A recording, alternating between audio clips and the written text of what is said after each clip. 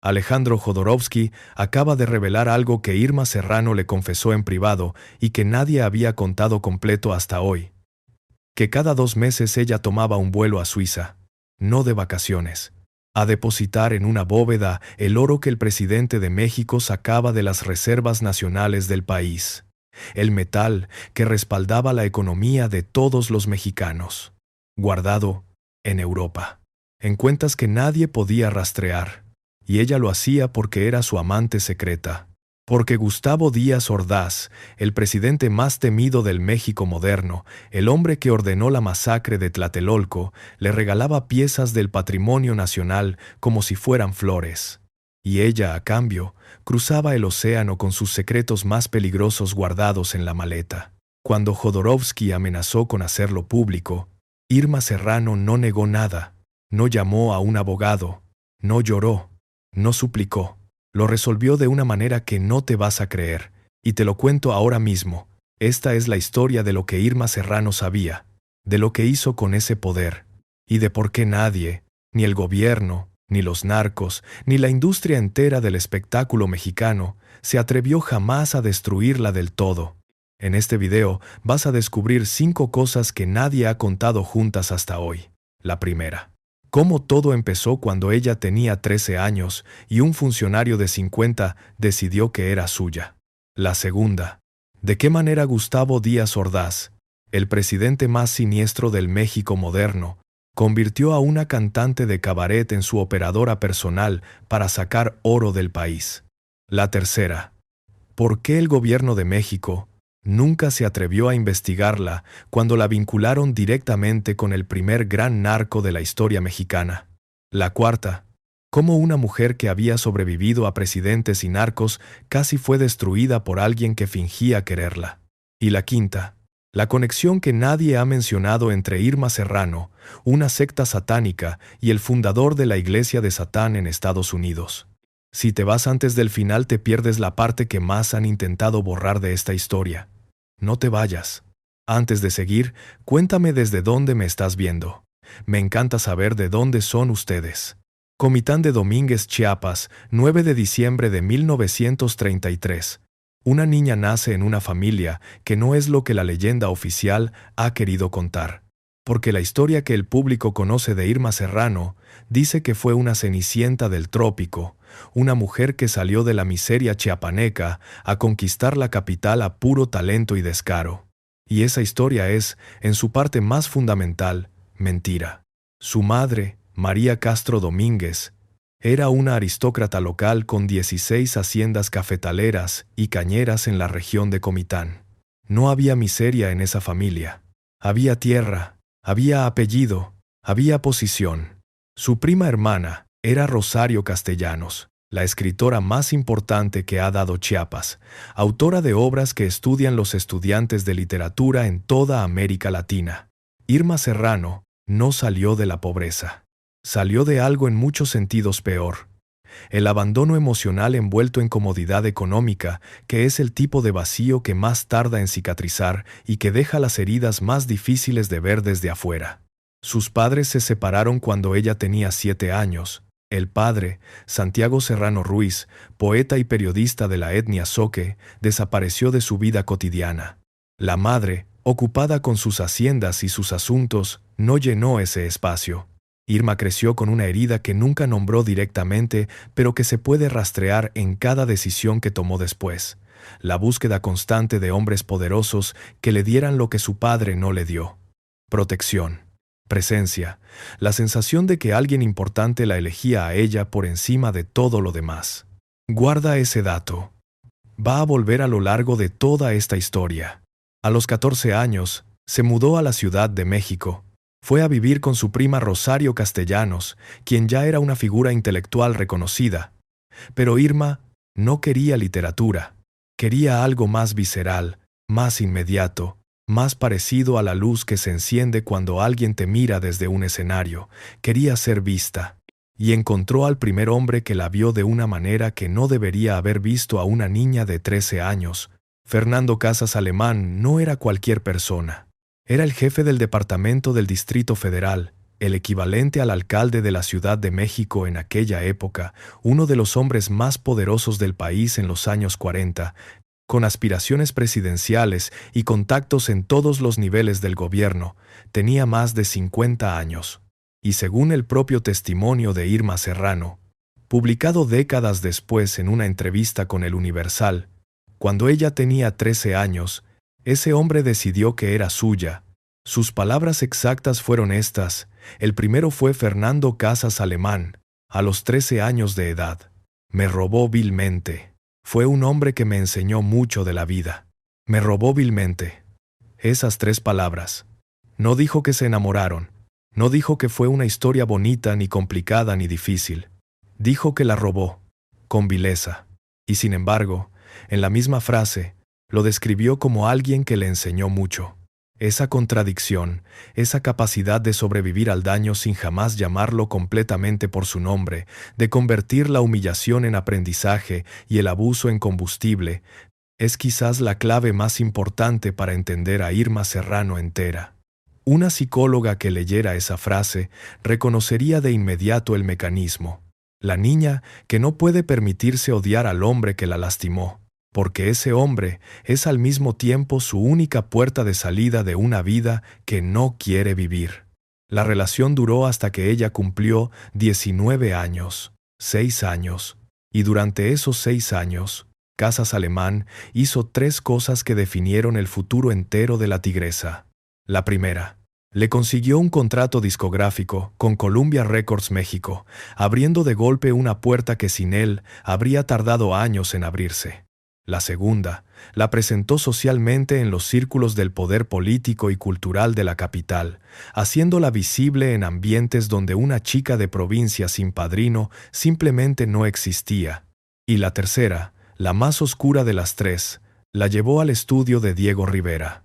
Diego Rivera, el muralista más famoso de México y uno de los más famosos del mundo, recibió a Irma en su estudio de San Ángel. Ella tenía entre 15 y 17 años, según las distintas versiones disponibles. Lo que ocurrió en ese estudio durante los 6 meses siguientes forma parte de los capítulos más incómodos de la historia del arte mexicano del siglo XX. El estudio de Rivera en San Ángel era un lugar que intimidaba incluso a los adultos. Telas enormes colgadas del techo. Bocetos por todas las paredes. El olor a pintura y a tabaco mezclados. Y Rivera al centro, un hombre corpulento, de voz grave, acostumbrado a que las personas que entraban por esa puerta hicieran lo que él pedía porque era Diego Rivera y porque eso era lo que se hacía. Personas cercanas al ambiente artístico de la época recuerdan que Rivera tenía una relación bien documentada con las mujeres jóvenes que posaban para él. Una dinámica de poder que en su época se llamaba mecenazgo y que desde la perspectiva de hoy tiene un nombre mucho más preciso. Irma posó desnuda para él durante 6 meses completos. 6 meses en los que una niña de 15 años aprendió a sostener la mirada de un hombre famoso mientras él la estudiaba con los ojos del pintor y con algo más que eso. 2 cuadros de gran formato resultaron de esas sesiones. El paradero de esos cuadros es un misterio hasta hoy. Según las versiones que circularon en el ambiente artístico de la época, uno habría quedado resguardado en una bóveda bancaria y el otro habría pasado directamente a la familia de Casas Alemán. Una menor de edad, retratada desnuda durante medio año, con los cuadros en manos del hombre que la llevó ahí. Eso, en cualquier época y en cualquier país del mundo, tiene un solo nombre. Y ese nombre no es arte. Y a los 17 años, Irma quedó embarazada de Casas Alemán. Lo que pasó después lo contó ella misma con la misma economía de palabras con que contaba las cosas que más le dolían. Tomó la decisión sola. Abortó sin el consentimiento de él. Y Casas Alemán, el hombre que la había robado 4 años antes, que había sido su entrada al mundo, su contrato discográfico, su presentación con el pintor más famoso del país, desapareció de su vida en cuanto ella tomó la única decisión sobre su propio cuerpo que él no había autorizado. Así funciona ese tipo de hombre. Mientras das lo que quieren, todo está bien. En el momento en que decides algo por ti sola, dejas de existir. Piensa en lo que eso le enseñó. Una niña que entra al mundo del poder a los 13 años aprende que ese mundo funciona con transacciones, que cada puerta que se abre tiene un precio, que los hombres poderosos dan y quitan según su conveniencia, y que la única manera de no quedar siempre del lado que pierde es acumular algo que ellos no puedan quitarte, algo que sepan, algo que si sale a la luz los destruya a ellos más de lo que te destruye a ti. Pero también aprende algo más sutil y más peligroso, que el dolor se puede convertir en sistema, que cada hombre que la lastimó le enseñó exactamente cómo funcionan los hombres que lastiman, y que esa información, bien usada, vale más que cualquier contrato o cualquier mansión o cualquier piano de emperador. Irma Serrano aprendió esa lección a los 17 años, la aplicó durante el resto de su vida, y los hombres más poderosos de México nunca supieron exactamente cuándo habían dejado de controlarla. Con 19 años y un aborto reciente, Irma Serrano tenía contrato discográfico, contactos en la industria y una cara que la gente recordaba. Empezó a construir sola lo que Casas Alemán le había dado como punto de partida. Grabó discos que batieron récords de ventas en Columbia Records México, algo que ninguna cantante de ese perfil había logrado antes en ese sello. Actuó en cabarets donde los hombres más ricos del país pagaban por verla y donde las esposas de esos mismos hombres preferían no saber que ella existía. Fue desarrollando ese personaje que la haría inmortal, una mujer que cantaba con la voz ronca y los ojos abiertos de par en par, que decía en el escenario lo que ninguna mujer decía en voz alta fuera de él, que se movía como si el mundo entero le debiera algo, porque en su cabeza, el mundo entero sí le debía algo. En los años 60 era ya una figura reconocida del entretenimiento mexicano. Y entonces llegó el hombre que iba a cambiar todo. Gustavo Díaz Ordaz llegó a la presidencia de México en 1964. El mundo lo recuerda por el 2 de octubre de 1968, cuando el ejército mexicano disparó sobre estudiantes desarmados en Tlatelolco. Nadie sabe cuántos murieron exactamente. Los archivos permanecieron sellados durante décadas. Y Díaz Ordaz nunca pidió perdón. Era también un hombre profundamente inseguro de su apariencia física, algo que sus colaboradores más cercanos mencionaban siempre en voz baja.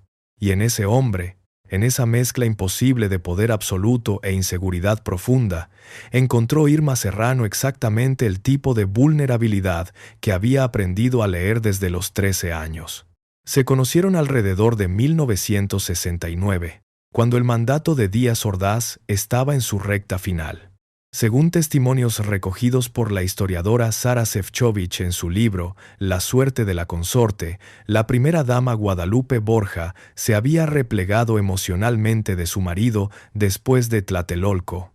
Era una mujer que aparecía en los actos oficiales con los ojos mirando al suelo, que temblaba cuando había periodistas cerca, que cargaba el peso de lo que su marido había hecho, como si fuera una condena que le hubieran impuesto a ella también.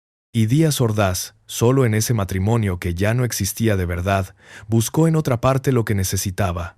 Guarda este nombre, Guadalupe Borja, va a volver. Lo que necesitaba Díaz Ordaz era exactamente lo que Irma Serrano podía darle, una mujer sin miedo, una mujer que no temblara en su presencia, que lo mirara a los ojos, que lo hiciera sentir hombre en lugar de presidente, que es una distinción que muy poca gente entiende hasta que está cerca del poder de verdad. Irma Serrano no le tenía miedo a nadie. Eso, para un hombre acostumbrado a que el miedo fuera la principal forma de relación con el mundo, era adictivo. Él la llevó directamente a Los Pinos en múltiples ocasiones. Entró por la puerta principal, no por la de servicio. Y los regalos que Díaz Ordaz le entregó no fueron joyas, ni vestidos, ni efectivo. Fueron piezas del patrimonio nacional de México que simplemente desaparecieron de donde debían estar y aparecieron en la casa de ella. La cama de la emperatriz Carlota, dorada, con adornos de cisne, pieza histórica del castillo de Chapultepec. Antes de llegar al dormitorio de Irma Serrano, esa cama había pertenecido a la emperatriz más trágica de México, la mujer que perdió la razón, esperando a un marido que fue fusilado y que vivió el resto de su larga vida encerrada en un castillo belga, creyendo que todavía reinaba, era una pieza de museos. Salió del castillo de Chapultepec y llegó al dormitorio de Irma Serrano. Un comedor completo de Los Pinos. Lo desarmaron pieza por pieza y lo instalaron en la casa de ella. Mosaicos arrancados de los pisos históricos del castillo de Chapultepec, el piano de Maximiliano de Habsburgo, y una mansión en el Pedregal de San Ángel, con un diablo tallado en la entrada que Díaz Ordaz escogió personalmente. Objetos que pertenecían a todos los mexicanos. Y la pregunta que nadie ha hecho oficialmente desde entonces es ¿dónde están hoy? La cama de Carlota, el piano de Maximiliano, los mosaicos. Porque reclamarlos implicaría admitir que salieron de donde nunca debieron haber salido, y ese reconocimiento oficial nunca ha llegado. Esos objetos siguen sin paradero confirmado. Y nadie en ningún gobierno de México se ha atrevido a buscarlos. En su autobiografía A calzón amarrado, Irma Serrano describió cómo era Díaz Ordaz en esa intimidad que el mundo nunca vio. Un hombre que hablaba poco al principio y que después no podía parar, que necesitaba que ella le dijera que todo estaba bien cuando todo no estaba bien, que la llamaba en la madrugada cuando no podía dormir, y que en esas llamadas hablaba de cosas que nunca habría dicho en una reunión de gabinete. Pero lo más perturbador de lo que Irma escribió no fue lo que él hacía. Fue lo que ella confesó sobre sí misma, que lo que la atraía de Díaz Ordaz no era él como hombre, sino el poder en sí mismo. Que estar cerca del poder absoluto era, para ella, algo que ninguna otra cosa podía reemplazar. Esa confesión dice más sobre Irma Serrano que cualquier escándalo. Una mujer que desde los 13 años aprendió que el poder era la única protección real y que terminó deseándolo no como medio, sino como fin. Y aquí es donde necesitas guardar todo lo que acabas de escuchar, porque cada uno de esos objetos, cada visita a Los Pinos, cada regalo que salió del Patrimonio Nacional de México para llegar a la casa de una vedette de cabaret, forma parte de algo mucho más grande que todavía no te he contado. Un secreto que Irma Serrano cargó durante 50 años y que solo salió a la luz porque ella misma lo confesó en un camerino, creyendo que nadie lo repetiría. Guarda bien ese dato, porque lo que viene después lo hace todavía más grave. Irma Serrano estuvo con Díaz Ordaz durante los años más oscuros de su presidencia. Estaba a su lado, o cerca de él, cuando México vivió Tlatelolco. Y en una entrevista con el periodista Abraham Zabludovsky, en 1998, 30 años después de la masacre, la tigresa dijo algo que dejó a todos en silencio. Dijo que esa noche, el 2 de octubre de 1968, Díaz Ordaz no estaba en la Ciudad de México, que cuando regresó la furia que descargó no fue contra los estudiantes, sino contra Luis Echeverría, entonces secretario de Gobernación, que le dijo directamente: «Tú fuiste. Tú diste esa orden». Pero también dijo, en otra entrevista recogida por el historiador Enrique Krause, que el propio Díaz Ordaz le había confesado en privado que sabía lo que había pasado, que creía que era el único camino posible y que lo hubiera vuelto a hacer aunque todo el mundo hubiera estado equivocado. Dos versiones contradictorias: exculpación total en televisión, reconocimiento de culpa en privado. Y Irma Serrano en el medio de las dos, guardando ambas como guardaba todo lo que valía, como munición que podía usar cuando necesitara. Porque una mujer que sabe que el presidente de su país le confió en privado que habría repetido la masacre de decenas de estudiantes, tiene en sus manos algo que vale mucho más que cualquier piano o cama de emperatriz. Tiene la capacidad de destruir una reputación entera con una sola frase dicha en el momento correcto. Irma Serrano nunca la dijo, pero Díaz Ordaz sabía que podría decirla, y eso cambia todo lo que vino después. Fue durante esa relación cuando ella cometió el error más peligroso de su vida, contarle un secreto a alguien que no debería haberlo sabido. Alejandro Jodorowsky, cineasta chileno, uno de los artistas más radicales e influyentes del siglo XX, autor de películas de culto que cambiaron la historia del cine mundial. En los años 70 llegó a México y Irma Serrano lo contrató para montar Lucrecia Borgia en su teatro, el Fru Fru, en la calle de Donceles del centro histórico. Jodorowsky no era un director cualquiera. Era el tipo de hombre que cuando hacía teatro lo convertía en ritual, que pedía a sus actores que entregaran algo real en escena, que no entendía la diferencia entre arte y vida porque para él no existía esa diferencia. Y ese hombre y esa mujer eran demasiado parecidos para llevarse bien. El problema empezó desde los primeros ensayos. Irma llegaba tarde, se iba temprano, improvisaba en escena lo que debería haber preparado durante semanas. Jodorowsky, que había montado obras en Europa con actores que se preparaban durante meses, perdió la paciencia y decidió sustituirla con otra actriz para su versión de la obra. Irma reaccionó llevando el conflicto a la Asociación Nacional de Actores, el organismo que regulaba los contratos del espectáculo en México, y entonces Jodorowsky sacó su arma. En su libro El maestro y las magas, publicado años después, Jodorowsky narró lo que ocurrió con una precisión que solo tiene quien sabe exactamente el peso de lo que está contando. Dijo que, en conversaciones privadas durante la colaboración, Irma Serrano le había confesado algo que él nunca olvidó. Le dijo que viajaba a Suiza regularmente, no de vacaciones, no por placer. Cada 2 meses, tomaba un vuelo, cruzaba el océano y depositaba en una bóveda bancaria suiza el oro que Gustavo Díaz Ordaz sacaba de las reservas del gobierno de México. Las reservas nacionales de un país no son una cuenta bancaria ordinaria. Son el respaldo de la economía entera, el metal que sostiene el valor de la moneda nacional, el fondo de emergencia que una nación tiene para los momentos de crisis más graves. Y parte de ese oro, según esa confesión, salía de México cada 2 meses en los viajes regulares de la amante del presidente, para quedar guardado en Europa en cuentas que nadie podía rastrear. Jodorowsky amenazó con llevar esa confesión a la Asociación Nacional de Actores y desde ahí a los medios si Irma no resolvía el conflicto contractual. La amenaza funcionó con una velocidad que lo dice todo. El resultado fue una solución salomónica. Ambas versiones de la obra, la de Jodorowsky y la de Irma, se estrenaron el mismo día, en el mismo teatro, con la misma música y el mismo vestuario. Cada uno en su función. Según personas que estuvieron en esas funciones, el público que asistió a la versión de Irma era muy diferente al que asistió a la de Jodorowsky.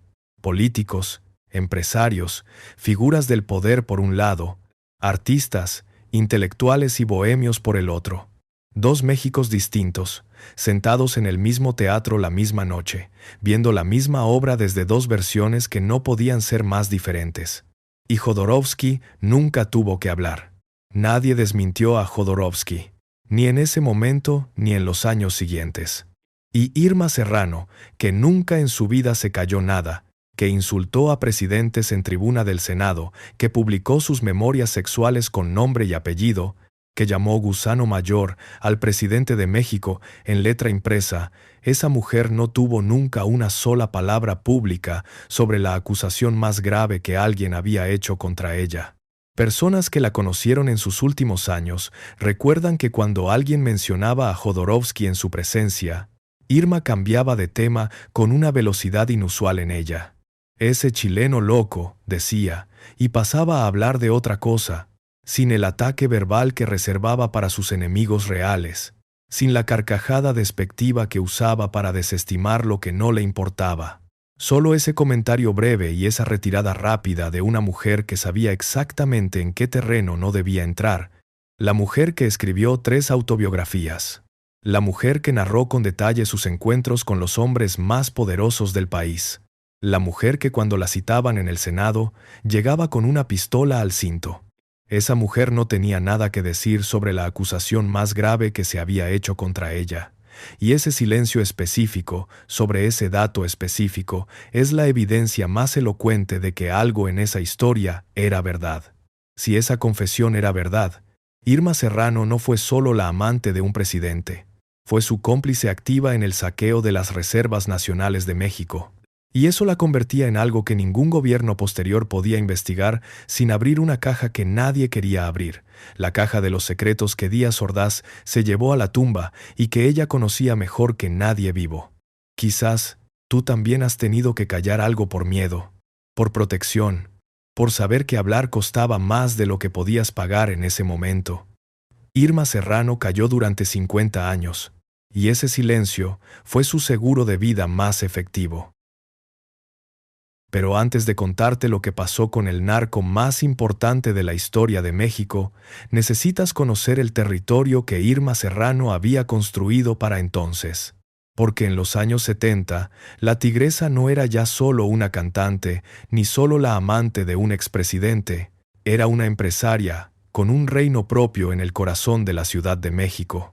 El Teatro Frou Frou, en la calle de Donceles 24 del Centro Histórico, lo adquirió en 1972.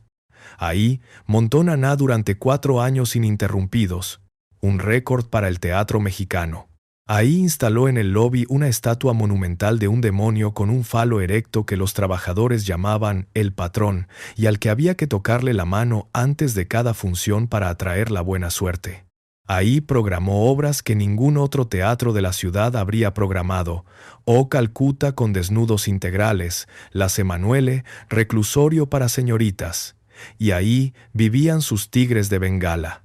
Según personas que estuvieron presentes en esas reuniones, Raúl Velasco, el conductor de televisión más famoso de México durante 2 décadas, quedó atrapado una noche en el patio de su mansión porque Irma mandó soltar los tigres cuando él intentó irse antes de lo que ella consideraba apropiado. ¿Te vas? Te ibas, le dijo desde el balcón. Los felinos rondaban la puerta y Velasco no se fue. Era su manera de demostrar que en su casa las reglas las ponía ella. En ese teatro, en ese reino donde todo era posible, Irma Serrano cultivó otra dimensión de su vida que el público conocía de lejos pero que muy pocos entendían del todo. Una dimensión que no era excentricidad ni entretenimiento. Era, como todo lo demás en la vida de Irma Serrano, otra forma de poder. Se declaraba practicante de magia negra, con su nana Maya como iniciadora desde la infancia en Comitán. Viajaba regularmente a Catemaco, Veracruz, para hacer trabajos de protección con los brujos más poderosos de la región. Y en el lobby del Teatro Frou Frou, la estatua monumental de demonio, que los trabajadores llamaban el patrón, no era decoración. Según testimonios de personas que trabajaron en el teatro durante años, había noches en que el recinto se usaba para cosas que no estaban en ningún programa de mano. Y entonces llegó la foto. Existe una fotografía de Irma Serrano junto a Anton Sándor Lavey, el fundador de la Iglesia de Satán en Estados Unidos. La foto circuló durante décadas, sin que nadie supiera cuándo fue tomada ni en qué circunstancias. Irma nunca la explicó ni la negó. El actor Pedro Romero declaró en video que ella lo había invitado personalmente a una secta llamada La Orden del Carnero Negro, prometiéndole éxito en su carrera a cambio. Dijo que se negó, y que su carrera se cerró poco después de maneras que no podía explicar. Lo que Irma Serrano construyó alrededor suyo, el oro de los presidentes, los secretos de los narcos, los rituales del teatro, no fue una colección de escándalos inconexos, fue un sistema. Una arquitectura de poder no convencional diseñada por una mujer que desde los 13 años sabía que las reglas oficiales no la iban a proteger nunca. Así que construyó las suyas. Y nadie, ni el gobierno, ni el crimen organizado, ni la industria del espectáculo, se atrevió jamás a demolerlas del todo. El 2 de julio de 1975, las autoridades mexicanas detuvieron a Alberto Sicilia Falcón, cubano de nacimiento, llegado a México en la década anterior, considerado hoy por los historiadores del crimen organizado como el primer gran barón de las drogas en la historia del país.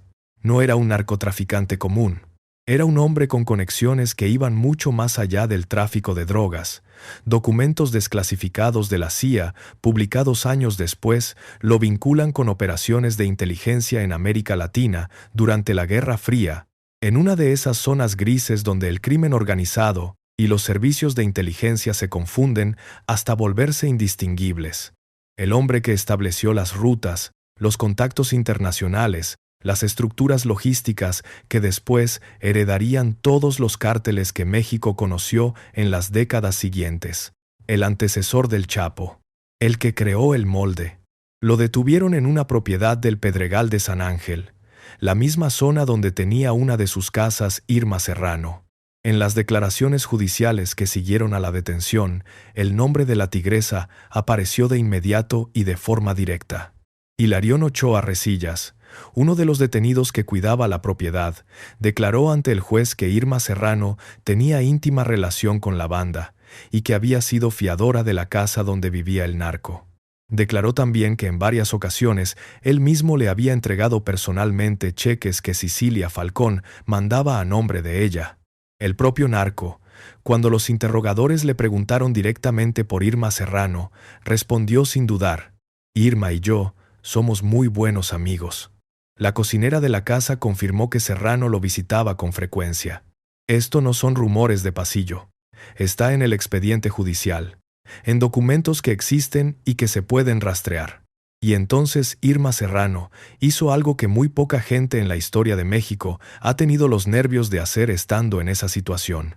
Se plantó frente a los periodistas que la esperaban afuera de su casa y les dijo, con total calma, con la misma cara con que hubiera pedido un café, que ella podía decir mucho sobre los verdaderos jefes del narcotráfico en México, que sabía quiénes eran, que tenía información, y que la daría, pero únicamente con la autorización expresa del presidente Luis Echeverría.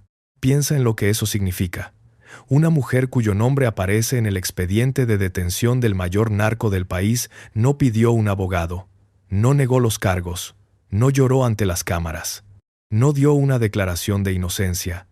Amenazó al gobierno de México con revelar quiénes estaban detrás del narcotráfico y condicionó esa revelación a la autorización del hombre que gobernaba el país en ese momento.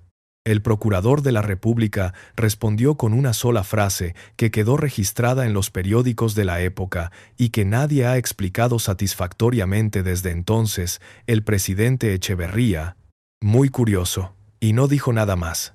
Y nunca la citaron a declarar. En ningún momento del proceso judicial que siguió a la detención de Cecilia Falcón fue Irma Serrano llamada a rendir cuentas ante ningún juez. La mujer identificada como fiadora de la casa del narco, que recibía cheques de su nombre, que lo visitaba con regularidad, simplemente desapareció del expediente como si una mano invisible hubiera borrado su nombre de cada página. Nadie habló, nadie. El silencio, otra vez. Hasta aquí tenemos a una mujer que desde los 13 años aprendió a convertir el abuso en combustible, que acumuló secretos de presidentes y narcos como moneda de cambio y que cada vez que alguien intentó tocarla, encontró una razón suficientemente poderosa para no hacerlo. Pero lo que vino después, en la segunda mitad de su vida, es donde la historia da un giro que nadie esperaba. La venganza de Díaz Ordaz, la respuesta de Irma, y todo lo que siguió. En 1977, Díaz Ordaz fue nombrado embajador de México en España. En su primera conferencia de prensa como embajador, cuando alguien le preguntó por Irma Serrano, dijo que su relación con ella había sido como tener una experiencia con una totonaca, un insulto racista, brutal, calculado. Su último intento de recuperar superioridad sobre una mujer que lo había humillado públicamente años antes en Los Pinos. Aquí es donde necesitas saber lo de la serenata y lo de la bofetada, porque la historia que todo México conoce tiene una parte que casi nadie cuenta completa.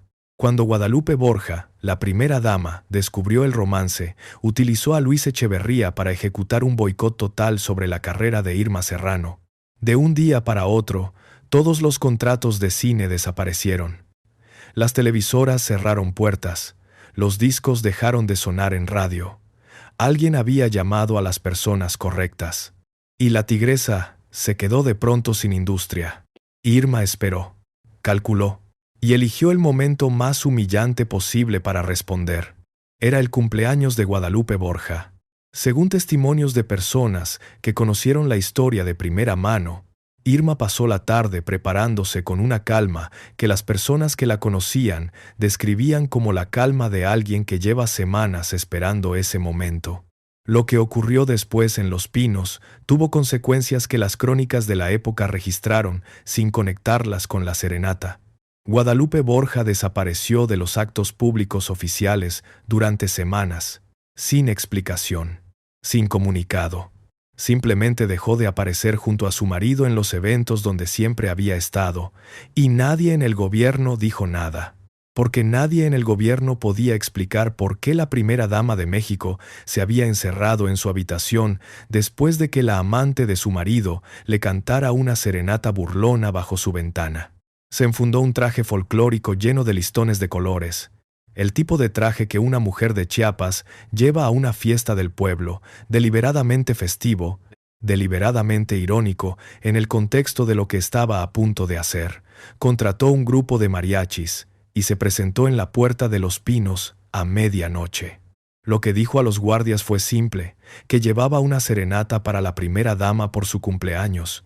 Los guardias, que no tenían instrucciones específicas para ese escenario porque nadie en la historia del protocolo presidencial mexicano había imaginado que ese escenario pudiera ocurrir, la dejaron pasar. Una vez adentro, Irma localizó la ventana de la habitación de Guadalupe Borja con una precisión que sugería que sabía exactamente dónde estaba, colocó a los mariachis bajo ella y cantó una canción que había compuesto específicamente para esa noche. Yo trataba a un casado, pero ya se me acabó. Las luces de la residencia se encendieron. Guadalupe Borja, según las versiones que circularon después, se asomó a la ventana, vio lo que estaba viendo y desapareció hacia el interior de la habitación sin decir una sola palabra. Y entonces salió al jardín Gustavo Díaz Ordaz, el presidente de México, en pijama, según algunas versiones, con la cara de quien no puede creer lo que está viendo con sus propios ojos. Le dijo: «Muchas gracias, señora». Y ella, según su propio relato narrado con la misma calma con que describía todo lo que más la había marcado, le respondió con una bofetada que le hizo volar los lentes y que, de acuerdo con la versión más documentada de los hechos, le provocó un desprendimiento de retina, el sonido de la bofetada en el jardín de Los Pinos, los lentes en el suelo sobre la hierba, el presidente con la mejilla ardiendo, los guardias del Estado Mayor Presidencial cortando cartucho, apuntando, esperando la orden, y Díaz Ordaz, con la mano en la cara, diciéndoles con voz baja que no dispararan. Irma Serrano salió caminando. Nadie la detuvo. Nadie la arrestó esa noche, ni ninguna otra. ¿Por qué un hombre que acababa de ordenar la masacre de decenas de estudiantes no hizo absolutamente nada contra la mujer que le acababa de pegar una bofetada en su propia casa? La respuesta más simple es que la amaba. Pero hay otra respuesta. Una que tiene que ver con el oro de Suiza, con los secretos que ella guardaba, con lo que podía pasar si algo le ocurría a la tigresa y las personas en las que había confiado empezaban a hablar. Irma Serrano lo sabía. Siempre lo supo. La venganza definitiva de Díaz Ordaz, con ese insulto sobre la totonaca, llegó demasiado tarde. Personas cercanas al entorno de Irma, en aquella época recuerdan que cuando le llegó la noticia, la tigresa no gritó, no lloró, no llamó a los periodistas. Se quedó un momento en silencio, tomó el teléfono, llamó a la periodista Elisa Robledo y le dijo una sola cosa: «Vamos a terminar el libro». A calzón amarrado se publicó en 1978, 300 páginas de memorias que conmocionaron al país entero. 5 ediciones en su primer año. Se agotaba en las librerías el mismo día que llegaba. Las mujeres mexicanas, que nunca habían leído nada parecido escrito por alguien que viviera en el mismo siglo que ellas, lo compraban, lo leían y se lo prestaban a sus amigas. Y en ese libro, Irma describía con una franqueza sin precedente todo lo que había vivido, las relaciones con los hombres poderosos, los acuerdos no escritos, los precios que se pagan y los que se cobran, y los detalles de una vida sexual que ninguna mujer pública de México había descrito nunca sin el menor asomo de vergüenza. Gustavo Díaz Ordaz renunció a la embajada en España 11 días después de su designación. Murió el 15 de julio de 1979 de cáncer de colon, solo, sin que casi nadie fuera a su entierro. Irma Serrano lo sobrevivió 44 años, y con ese libro en la mano dejó de ser solo una vedette o una ex amante presidencial para convertirse en algo mucho más peligroso para el sistema. Una mujer con voz propia y con la voluntad de usarla en cualquier escenario que le dieran, incluido el Senado de la República. Porque en 1994, Irma Serrano fue elegida senadora de Chiapas. Y lo que hizo en esa tribuna es uno de los capítulos más desopilantes y al mismo tiempo más reveladores de la historia política mexicana reciente. En sus 6 años como senadora, Irma Serrano participó en comisiones de asuntos indígenas, defensa nacional, hacienda y gobernación. Visitó al subcomandante Marcos en la selva chiapaneca en medio del conflicto zapatista y le cantó La Martina. Pugnó por la prohibición del maíz transgénico y protagonizó enfrentamientos que nadie que los vio olvidó jamás. El más recordado fue con Porfirio Muñoz Ledo, uno de los políticos más experimentados y verbalmente ágiles de México, un hombre que había sido canciller, embajador ante la ONU y candidato presidencial. No estaba acostumbrado a que nadie le ganara un intercambio verbal en tribuna, pero nunca había estado en tribuna con Irma Serrano. Fuentes que estuvieron presentes en esa sesión recuerdan que el enfrentamiento empezó por un desacuerdo sobre política energética y escaló en cuestión de minutos hasta algo completamente diferente. Irma lo llamó guajolote curricular ante el Pleno del Senado. Cuando Muñoz Ledo respondió llamándola mentirosa, ella se acercó al micrófono con una calma que era más intimidante que cualquier grito y dijo: «Tengo 2 alternativas. O me despido de esta honorable Cámara de Senadores, madreándomelo, o termino el discurso, o bajo, a partirte la madre». El pleno quedó en silencio absoluto. Los asesores de Muñoz Ledo miraban al suelo. El presidente de la sesión no sabía si llamar al orden o simplemente esperar a ver qué pasaba. Irma terminó el discurso. Muñoz Ledo no volvió a dirigirle la palabra en tribuna. A Carlos Salinas de Gortari lo llamó hijo de la chingada, en un mitin público con medios de comunicación presentes. Nadie la procesó. A otro senador le advirtió en televisión nacional: «Sí me lo voy a surtir», y declaró en 1999, en una entrevista con el periodista Jacobo Zabludovsky, que en 3 ocasiones distintas habían intentado asesinarla durante su carrera política. Una de esas ocasiones, dijo, estaba directamente vinculada al entonces secretario de Gobernación Patrocinio González Garrido. No dio más detalles. No hacía falta. Quien la conocía sabía que cuando Irma Serrano decía algo así, no lo decía para llamar la atención. Lo decía porque era verdad y porque le importaba muy poco quién lo escuchara. Se rumoreaba que portaba arma dentro del Senado. Nadie se atrevió a comprobarlo. Y ahora llegamos a la 4ª revelación que te prometí al principio, la del bebé, y la que más trabajo le costó a Irma Serrano mantener en pie. Su tercer gran amor fue Alejo Peralta, fundador del grupo IUSA, uno de los hombres más ricos de México en la segunda mitad del siglo XX. Murió en 1997, y según Irma, antes de morir le dejó algo guardado en una clínica de Houston, su esperma congelado, con instrucciones de que ella podía usarlo cuando quisiera para tener un hijo suyo incluso después de su muerte. En octubre de 2003, a los 70 años, Irma Serrano convocó a la prensa y anunció que se había sometido a un proceso de fecundación in vitro usando ese esperma, que había convencido a una sobrina de prestar su vientre como apoyo. El país entero habló del tema durante semanas. Los médicos debatían si era posible. Los moralistas debatían si era ético. Los periodistas llenaban páginas con el análisis. Y en enero de 2004, en plena cena de Año Nuevo, Irma anunció que había perdido al bebé.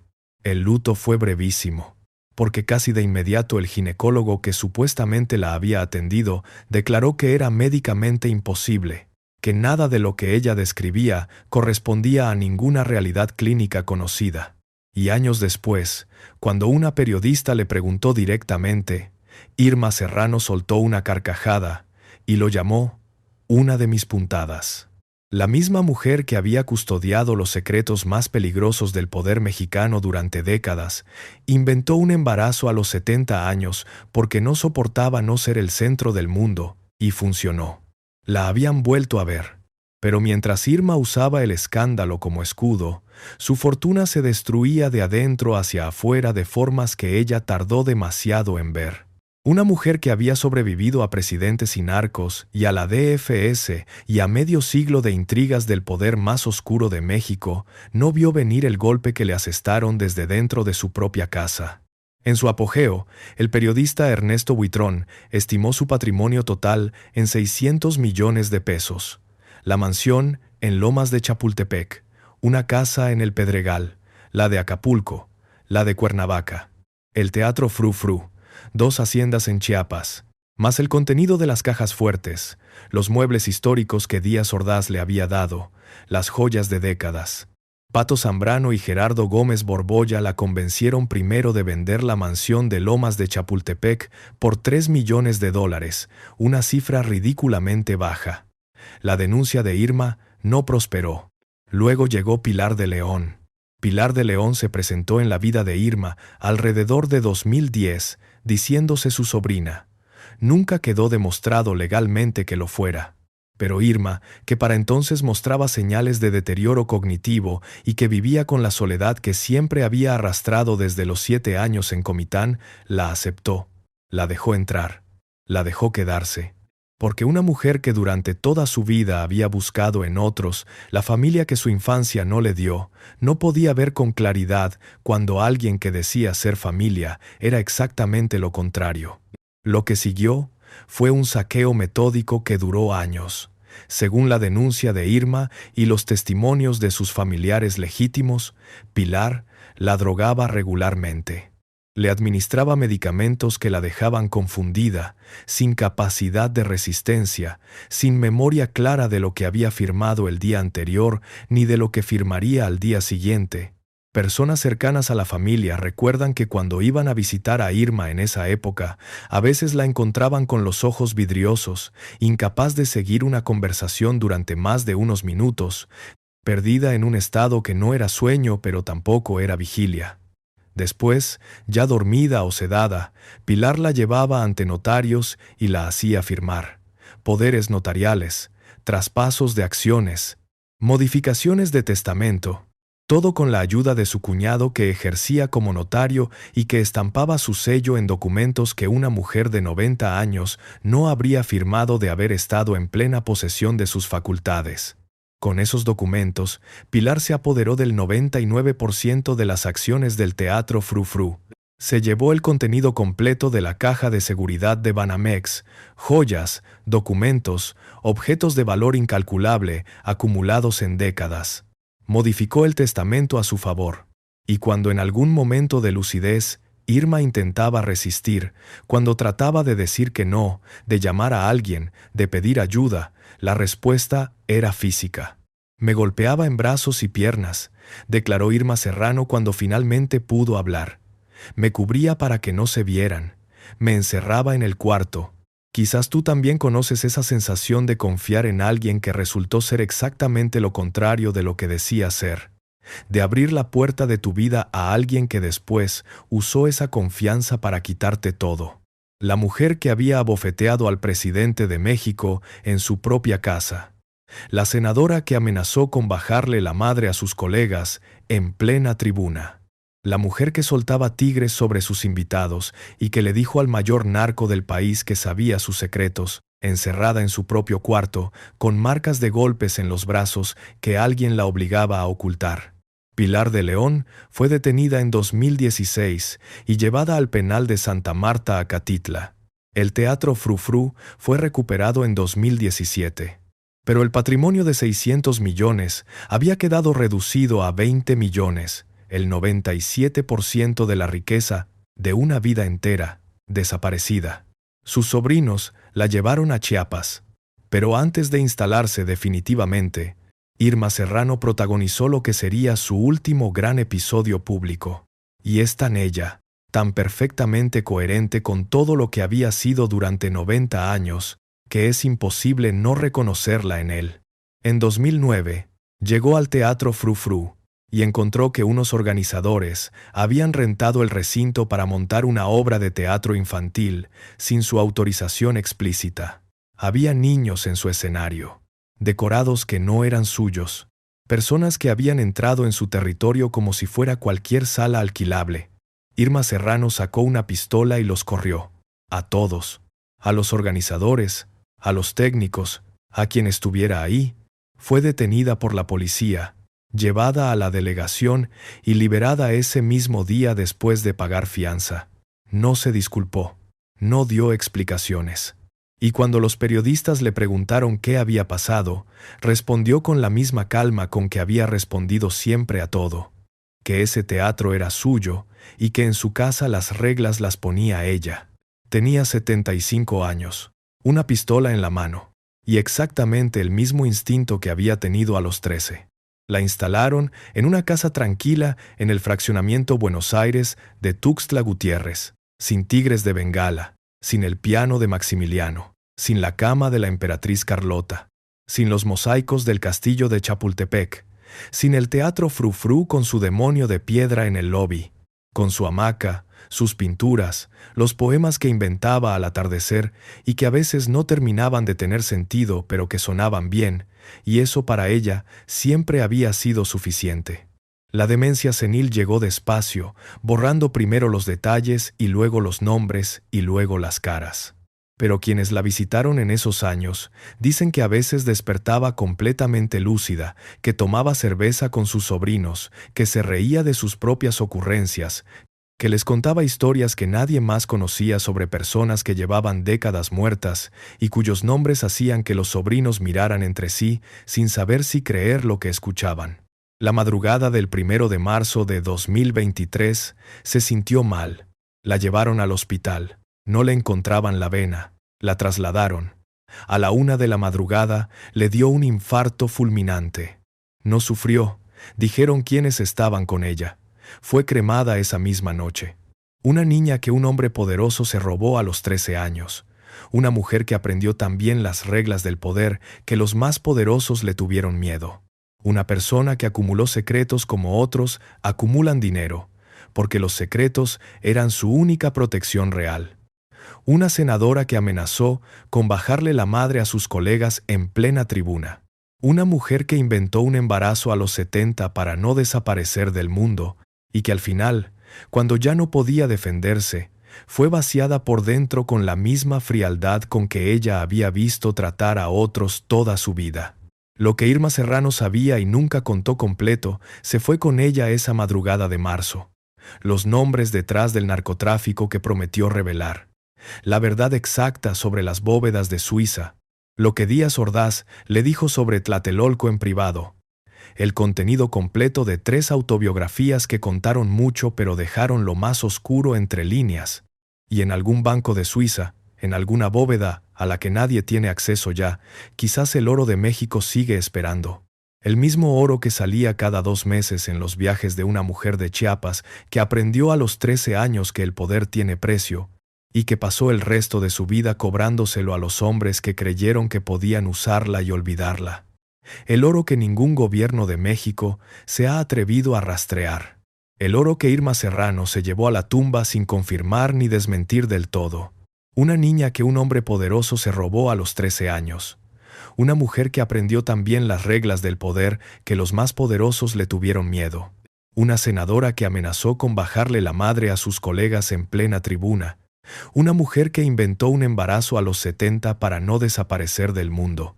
Y que al final, cuando ya no podía defenderse, fue vaciada por dentro con la misma frialdad con que ella había visto tratar a otros toda su vida. Lo que Irma Serrano sabía y nunca contó completo, se fue con ella esa madrugada de marzo de 2023. Los nombres detrás del narcotráfico que prometió revelar. La verdad exacta sobre las bóvedas de Suiza. Lo que Díaz Ordaz le confesó sobre Tlatelolco.